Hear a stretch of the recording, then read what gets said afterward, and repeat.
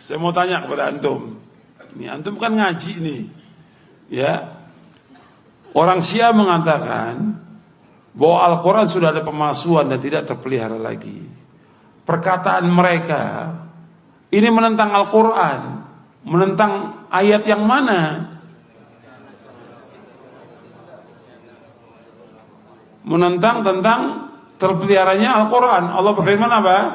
Inna nahnu nazzalna dzikra wa inna lahu lahafizun, dalam surah Al-Hijr ayat 9. Sesungguhnya kami yang menurunkan Al-Quran, kami yang memeliharanya. Berarti Al-Quran terpelihara tidak? Terpelihara.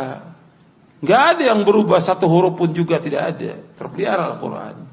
Ketika dia mengatakan Al-Quran itu sudah tidak terpelihara, berarti dia menentang Al-Quran. Kalau orang menentang Al-Quran, kafir atau tidak? Kafir.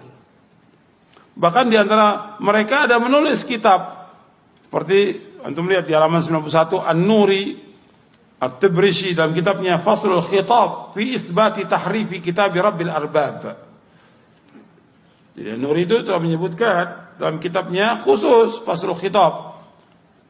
Jadi penjelasan tentang penetapan sudah berubahnya kitab Al-Quran ini. Dia mengatakan sudah berubah. Bahkan orang-orang Syiah mengatakan bahwa menurut versi Syiah Al-Quran terdapat 114 surat kata mereka, tapi 29 ayat menyimpang. Ada yang mengatakan 112 surat. Dikurangi surat Muawiyadatain. Ada terdapat 115 surat, ditambah surat Al-Wilayah. Dan masih banyak lagi. Mereka mengatakan mushaf yang mereka punya mushaf Fatimah. Dari segini ini aja udah kafir mereka dari Al-Quran. Belum lagi yang lainnya kalau kita lihat. Jadi Syiah itu penentangannya dari semua segi ya. Dari Al-Quran mereka sudah menyimpang. Dan ini dalam kitab-kitab rujukan mereka itu ada penjelasannya tentang penyimpangan Al-Quran. Kemudian juga i'tiqad mereka tentang sunnah, mereka nggak mau terima sunnah kecuali yang datang dari imam mereka. Jadi kalau sunnah mereka kitabnya rujukannya bukan Bukhari, Muslim, Abu Dawud, Tirmidzi, bukan. Rujukan mereka kitabnya Al-Kafi, Al-Istibsar, Malihadirul Faqih, At-Tahdhib dan yang lainnya. Mereka nggak pakai itu.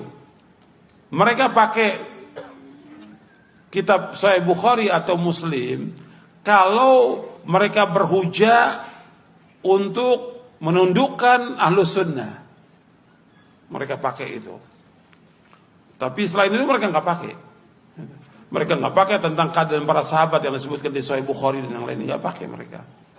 Jadi mereka nggak, dari sunnah mereka sudah mengingkari sunnah-sunnah Nabi SAW. Mereka pegang kepada akwal siapa? Perkataan para imamnya mereka. Kemudian juga keyakinan mereka tentang imamah. Ini imamah menurut mereka sebagai rukun iman bagi mereka. Imamah itu bagi mereka termasuk rukun iman. Kalau kita rukun imannya ada 6, rukun iman kita ada 6. Benar nggak nih? Rukun iman kita ada 6. Jangan bengong, ngasih bengong. Betul, rukun iman kita ada 6. Coba sebutin. Iman kepada Allah, malaikat, kitab-kitab, rasul-rasul, iman kepada yaumul akhir, iman kepada takdir baik dan buruk. Kalau Syiah, mereka rukun imannya kepada tauhid, kepada nubuwah, kepada imamah, kepada keadilan dan kepada ma'ad. Ma'ad itu artinya hari akhir. 5. Tauhid, nubuwah, tauhid juga mereka tafsirkan menurut seenaknya mereka tauhid itu. Sama seperti Mu'tazilah. Memahami tauhid artinya mengingkari nama dan sifat Allah. Itu tauhid mereka bilang. Mu'tazilah menyebut tauhid tapi artinya mengingkari asma wa sifat. Begitu tentang Syiah. nubuah, kenabian, imamah. Rukun iman, wajib imamah. Ini termasuk rukun Islam, rukun iman. Imamah. Kemudian juga kalau rukun Islam, mereka ada istilahnya al-wilayah. Wilayah itu wilayahnya imam. Loyalitas kepada imam.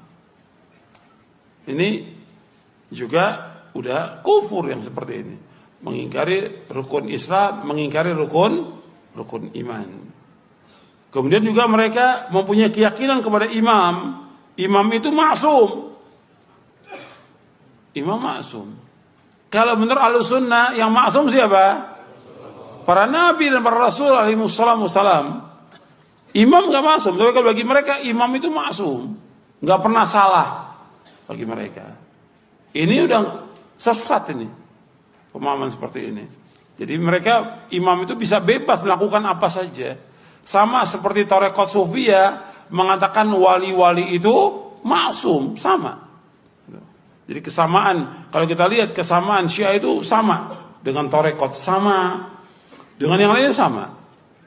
Makanya kalau kita lihat kubur-kubur yang disembah di muka bumi ini, pertama kali yang membuat kubur disembah itu Syiah pertama kali. Mengikuti siapa? Mengikuti Yahudi dan Nasrani. Baru setelah itu diikuti oleh apa? Tarekat Sufiyah. Sebab di Syiah itu ajarannya imam itu maksum, maka kuburan imam harus dibangun dan disembah oleh mereka, ditawaf kuburan imam itu. Tarekat Sufiyah sama, mereka anggap wali itu maksum, maka mereka itu bisa melakukan apa saja. Ini sesat ini dan kufur. Bahkan di antara mereka mengatakan bahwa imam itu punya kedudukan lebih tinggi daripada para nabi dan rasul. Seperti keyakinan Syiah Itsna Asyariyah yang ada ini.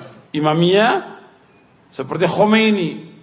Khomeini mengatakan inna min daruriyati madhabina anna li'aimati maqaman la yablughu malakun muqarrabun wa nabiyyun mursal. Sesungguhnya di antara yang paling penting dalam mazhab kami, mazhab Syiah, bahwa imam itu punya kedudukan yang tinggi. Dia lebih tinggi daripada malaikat yang dekat dengan Allah dan lebih tinggi daripada rasul yang diutus. Kalau sudah begini kufur tidak? Kufur. Itu ada di bukunya Khomeini. Makanya disebutkan oleh para ulama, limadza kaffara al-ulama al-Khomeini. Kenapa para ulama mengkafirkan Khomeini? Ini tokoh yang sesat dan menyesatkan. Kemudian juga mereka punya akidah bada. Bada itu artinya ada yang Allah tahu, ada yang Allah tidak tahu, tapi imam tahu. Bayangkan itu bada. Ini kufur sudah. Ini keyakinannya mereka, orang-orang Syiah. Bahkan lebih parah lagi, mereka katakan Husain itu, kan mereka pakai 12 imam. Dari mulai Ali, kemudian Hasan, Husain, dan anaknya terus 12 imam. Itu mereka katakan yang mereka paling ini kepada Husain. Bagi mereka itu Husain segala-galanya bagi mereka. Maka keturunan itu dari Husain, Hasan gak ada keturunannya. Kata mereka yang punya keturunan itu Husain, yang mulia itu Husain, Hasan tidak. Karena apa? Karena Hasan menyerahkan kekuasaan kepada siapa? Kepada Muawiyah pada tahun 40 Hijriah yang dikatakan Amul Jamaah. Karena Nabi sudah sebutkan waktu Hasan Husain masih kecil, Nabi sudah sebutkan. Kata Nabi bahwa inna ibni hadha sayuslihu fi'ataini 'azimataini minal muslimin. Bahwa anakku ini, maksudnya cucuku ini akan mendamaikan dua kelompok yang besar nanti. Dibuktikan dengan Hasan mendamaikan, menyerahkan kekuasaannya kepada Muawiyah untuk menghentikan pertumpahan darah. Dan itu dipuji oleh Nabi SAW. Waktu itu Hasan masih kecil.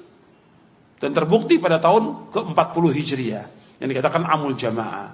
Maka orang Syiah nggak senang dengan Hasan. Meskipun masuk sebagai imam, anak turunnya nggak boleh. Yang boleh dari mana? Anak turunnya Husain aja.